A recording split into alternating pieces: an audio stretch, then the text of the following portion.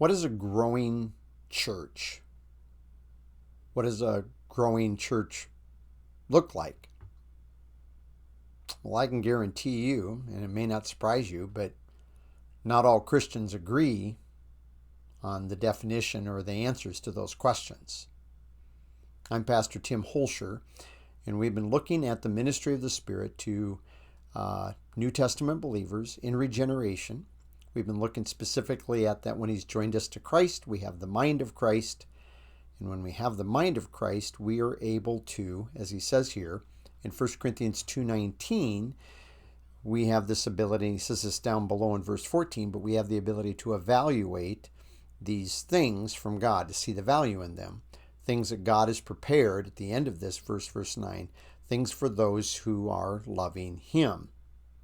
There are those things that a believer who is spiritual, who is following the ministry of the Spirit, and is using the mind of Christ, can think about and recognize and see that, in plain simple terms, a believer who is not spiritual, a believer who is operating by his flesh, a believer who is operating under law, number one, cannot see, will not recognize. You may even point them out, and I've had this happen. I pointed some of these things out, and believers are like, they kind of give you this look like, yeah, but that's not tangible. I want to go to a passage today in Ephesians chapter 4, where Paul is talking about the ministry of believers to one another in the exercise of our gifts.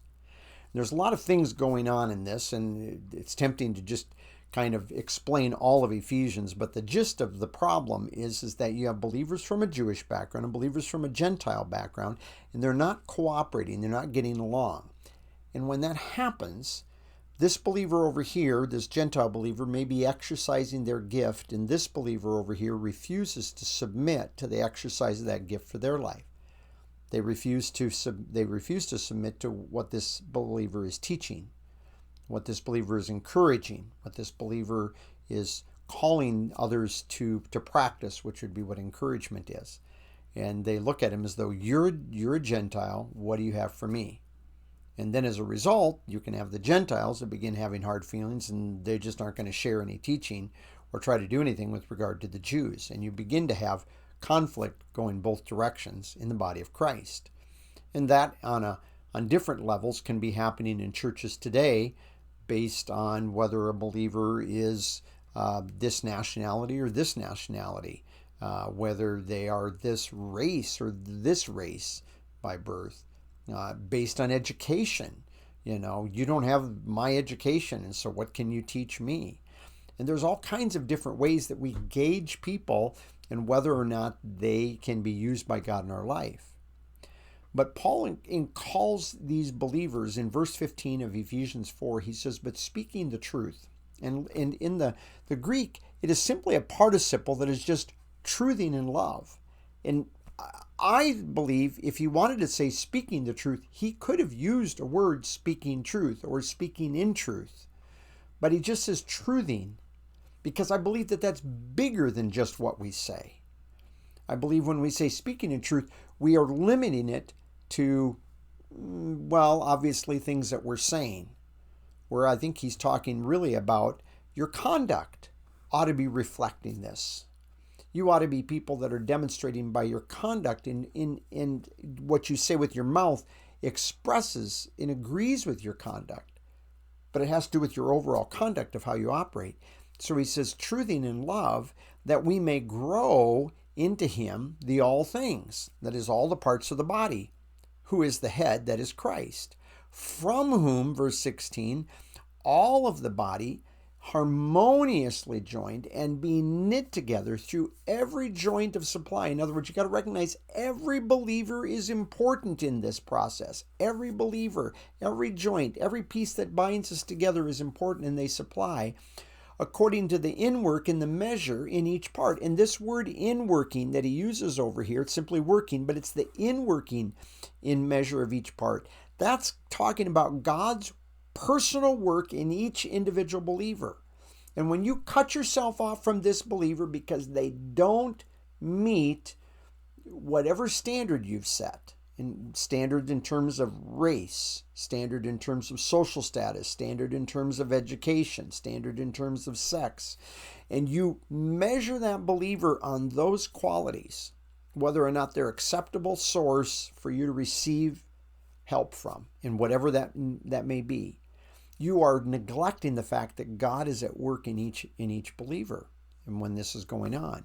And it says, according to the inworking in the measure of each part, and it then says, and it then causes then, it makes the growth of the body unto the building up of itself, notice this, in love.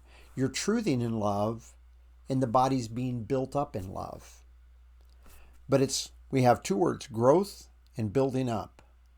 And I believe both of those are coming together here in one way or another to kind of share something in common. In fact, both the words growth and edify are joined by one definite article in the Greek, showing that they're sharing something in common in this context. They're not identical words, but in this context, they share something in common. So let's go back and answer our question. There are believers out there that the measure, and I've talked with these believers that there used to be a pastor in my area that he used to ask me regularly, how many people did you baptize the last 6 months? How many people got baptized in your church the last 6 months? And I could sometimes say, we haven't had anybody baptized in our church in the last 2 years. And he'd go, what's wrong? What's wrong? Because he measured growth in terms of something tangible, such as how many people he got baptized. Something tangible in terms of how many people were coming into his church. And granted, it's always encouraging when you see people get saved and come in. And it is always encouraging when you see even maybe new believers that are new to your fellowship that come in and join, and they're an encouragement to your fellowship. I'm not discounting that. And I'm not saying that is not ever a kind of growth. But the growth that Paul is talking about here in Ephesians 4:16 is not the numbers of people that are coming through the door and filling up the space in which a church might meet. This is talking about spiritual growth. This is talking about believers, as he can say in the next verse, so I say this. Notice this. So I say this, or in the Greek, therefore I say this, and I affirm in the Lord that you are to no longer walk as the Gentiles walk, in the vanity of their minds. In other words, they are going to measure growth. They're going to look at these things in terms of, these are unsaved people now. They're going to look at growth in terms of numbers. That's tangible. It's easy to measure. A believer that is not spiritual but is fleshly, likewise, operating by law, is going to measure oftentimes growth in the church by either the fact that people can pass a test in terms of you've educated them well enough that they can give you all the right answers, or even more so, to growth in terms of the fact that you see more people sitting in your fellowship, and that says, well, we're growing. And yet you can have churches that are full of people and people aren't mature. They're not growing. I've been in churches like that where you talk and you share things and people go, oh man, that's too much. You got to remember, we're simple folk. Churches where people are asking questions and you're thinking, man, these are really basic questions. What's happening here that these people don't understand this? And so just because you have a lot of numbers, and I'm not saying that all large churches are in this situation, but we can measure growth by something tangible.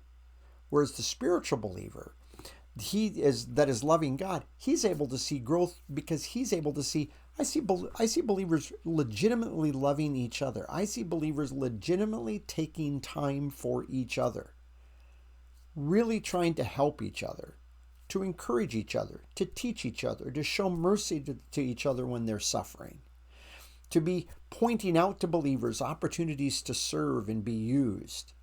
And they're doing all of these different things. And again, I took 4 of the spiritual gifts, but there's more spiritual gifts being used. And they're recognizing legitimate, real demonstrations of love to other believers. And the spiritual believer sees that and recognizes that and sees that as value. The believer that's fleshly is going to miss those things. You might even point out and they're like, yeah, but it's intangible. And like I said, I've had people say, yeah, that are measuring things like that. And they just kind of give you this weird look like that is such an intangible standard or measurement. It's so subjective. And yeah, it is. It is a subjective measurement because love is kind of a subjective thing. Numbers, that's not subjective. You can count those. You can tally them. You can compare them. It's harder to compare a person's love today to what their love was like a year ago or 10 years ago. So, recognizing real growth within a group of believers, whether they're your church or your home group or a Bible study that you're part of or something like that, that is something that the spiritual believer can recognize. But an unsaved person and a believer who is trying to think and operate by his flesh will not recognize. And you know, when you're spiritual and you recognize this happening and you see this as something that God's prepared for you, that you're encouraged by this, it encourages you in your daily life. And it's one of those things that'll help you have a good day in the Lord. Thank you for joining me today.